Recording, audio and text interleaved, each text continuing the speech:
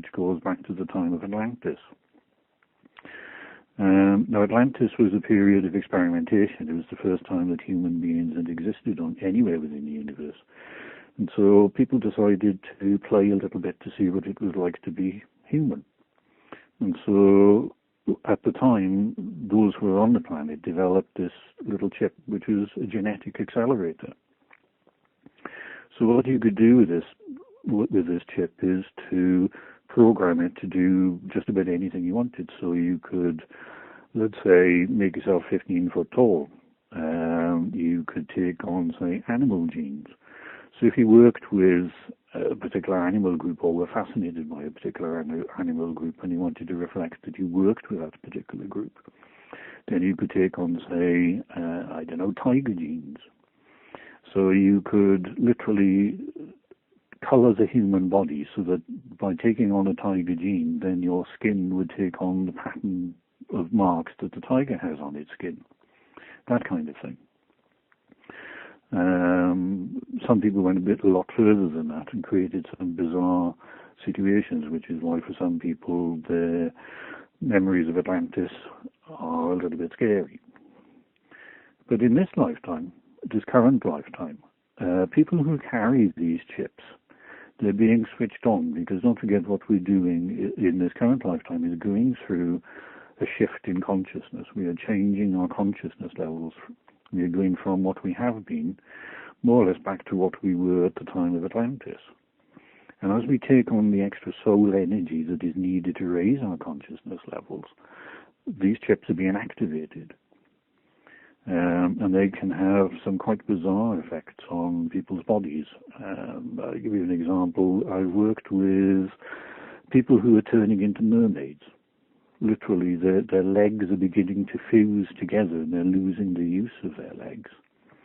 The pelvis is beginning to change shape.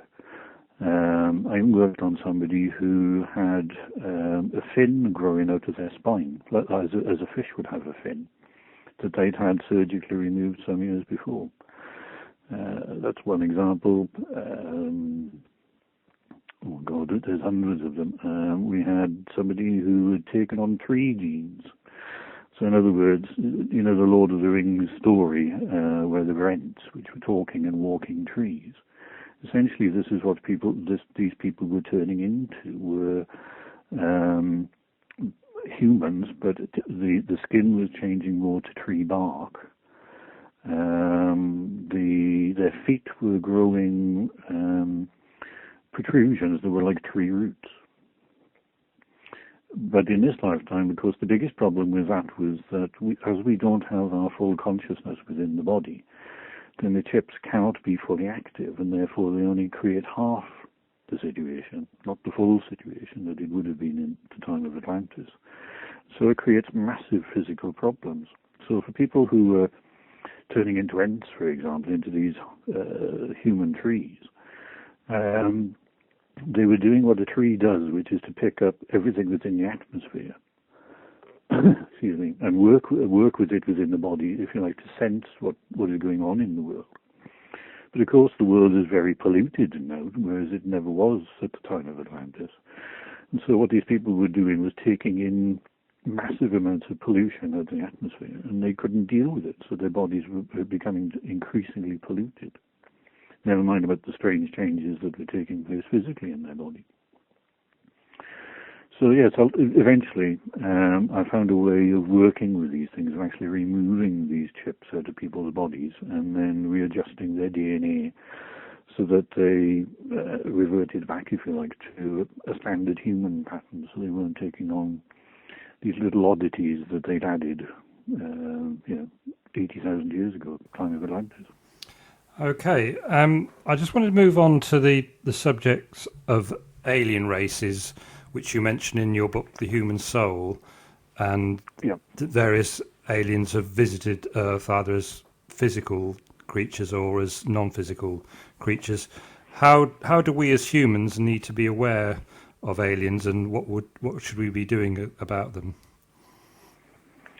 Nothing, basically. Right. Ultimately is what it comes down to. There are 7 races who are would be considered alien, I suppose. They're not called aliens anymore. They're called extraterrestrial biological entities. That's the official name for them, given them to by the military. There are 7 races altogether. These are the famous Greys, the Blues. There's the race that comes from Sirius, the Pleiadians. There's the race that comes from the star system we've got a catalogue number for, which is NGC 584. There's a group of beings who are like giant crystals. And then there's another group, the 7th group is known as the Velon.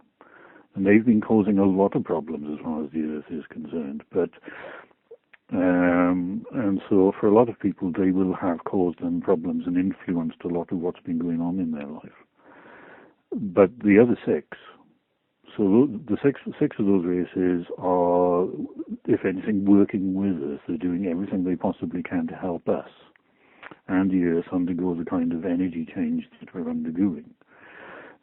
They won't land because that would create too much distraction for people on Earth. So they don't interact with people very much directly. Whereas the Velon have been trying to influence people, because of some strange agendas that they have. And so the vast majority, something like 90%, from my own research and from talking to people who work as mediums, clairvoyance channels, whatever, and as far as the Akashic is concerned, something like 90% of all channeled material that humans have picked up on over the last something like 50 years are sourced from Velon, from these Velon peoples who take on all sorts of weird and wonderful disguises. So what a lot of people think channeled material coming from angels, for example, isn't. It's coming from the Velon because of some, as I say, the strange way they want things to happen on Earth. And it's not a very pleasant situation. But all the other 6 races are doing everything they can to prevent the Velon from influencing what's going on Earth too much. It's just that unfortunately so many mediums, clairvoyance channels, whatever, are welcoming in the Velon and taking in the sort of messages that they're getting and creating a very false impression of what is actually going on Earth and what is happening now. The biggest problem is to do with this thing about ascending to a 5th dimension. Now, it was the Velon who coined the phrase ascension, in that we are ascending off the planet, and that we need to move to a 5th dimension. Now, all of that is a complete load of rubbish. It's a complete fabrication. Given my experience of working with the human body and the way in which the energy patterns within the body works, a 5th dimension would relate to about our navel level. So moving to a 5th dimension means that we're becoming considerably less than we are at the moment. And ascending off the planet would totally negate the effect, our purpose for being here. We're human. We're on a physical planet. And we are trying to be the best that we can possibly be on this planet. If we move off the planet, ascend to another planet, we are failing in our task. We are failing the Creator. Everything about ascension in that sense means that we would fail in everything that we have set ourselves to do. And we are so very close to completing everything that the whole job that we set ourselves to do on this.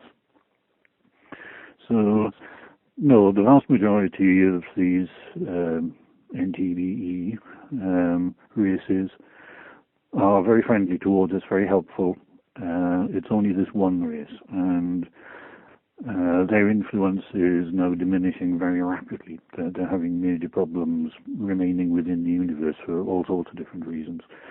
And unfortunately, it means that their influence on people is becoming less and less, and so it's allowing us to move forwards in the way and in the time frame that we should be moving forwards.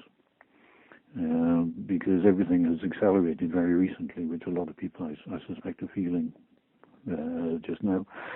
And so yes, they have influenced people, they have created difficulties and problems, but those difficulties and problems are in the process of being overcome.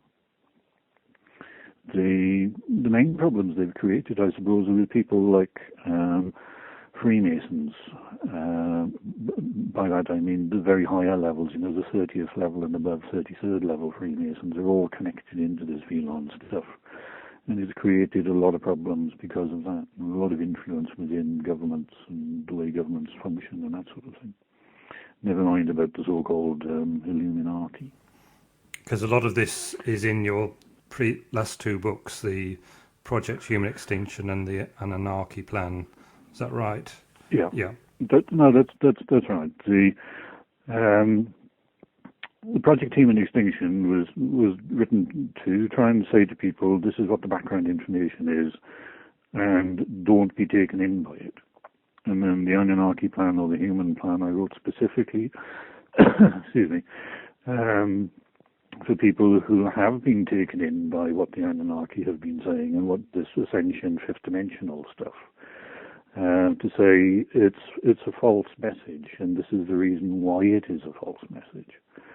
Because it's created a huge amount of disruption in the way in which we look at the world. I mean, there's a lot of people out there who do very good channeling work. They want to work with that integrity, and they want to be as good as they can be in terms of being a channel. And it's very difficult to actually work out who it is, who the person is you are channeling, who the entity is you're channeling. Because the Velon adopted all sorts of different disguises, and they deliberately set out to mislead people.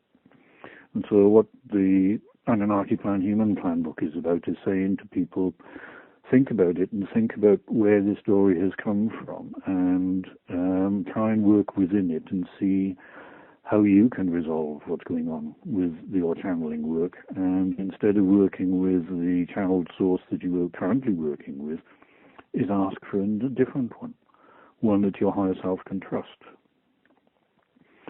As I say, because essentially it's led to a great deal of confusion. A lot of people, I get numerous emails from people saying that there's this mass meditation to welcome in this spacecraft, or to switch on Earth crystal deposits and all this sort of stuff. And all of these are led by the Velon. And it's creating, excuse me, I don't know where this cough has come from. It's creating all sorts of problems for people in how they understand what is going on, and it is actually holding people back, and I find that very sad. By holding people back, I mean that we are undergoing the biggest shift in consciousness ever seen anywhere in the universe. And it's preventing some people from actually completing that process, whereas what they should be doing is moving forward very rapidly. Is there, you say that this soul integration is the thing that all humans are working to by the end of 2011, is that correct? Yes. Well, to explain, yeah. I'll very briefly explain what the Akashic calls the human plan. Now, when we were on Atlantis, we had the whole soul within the body. There was none of this higher self, physical self division. And our capabilities are beyond anything I could ever possibly describe in words. But for example, we communicated psychically. We didn't speak. We didn't need writing or anything like that. We just psychically communicated with each other, and psychically communicated with every living thing. We had all sorts of abilities. And we started to lose some of them, but we didn't know why we were losing them. And then a situation occurred where we had to effectively destroy Atlantis and get off and do all sorts of other things we needed to do. Long story behind that. So it took me 10 books to write about that particular story. But anyway, we came back to the planet about 20,000 years ago, and again we were as we were on Atlantis. In other words, the whole soul within the human body. But we started losing many of our capabilities, many of our psychic capabilities.